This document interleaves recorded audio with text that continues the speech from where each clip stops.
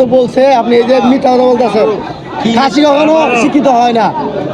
কারণ বাজারের রনি উনি বেচতেছে তরমুজ, আমি বেচি গিয়ে রোজগারের শিক্ষিত খাচ্ছি। এটা একটা আলোচিত নাম। খাচ্ছি কখনো হয় না শিক্ষিত, ঠিক আছে, এটা আমিও মানি, কিন্তু এটা একটা ভাইরাল ডায়লগ। রনি ভাই যদি জ্ঞানী হয় কখনো তরমুজ মধু হইতে পারে না। মধু মধুই মধু মধু মধু একমাত্র বললায় ওইটা আল্লাহ ওর ধারাই করে। তরমুজ কখনো মধু হয় না। রনি ভাই যখন লাস্ট ফিনিশিং আমার দোষ ধরেছে, রনি ভাইকে আমি কিছু বললাম না, রনি ভাইকে আমি আলহামদুলিল্লাহ বললাম।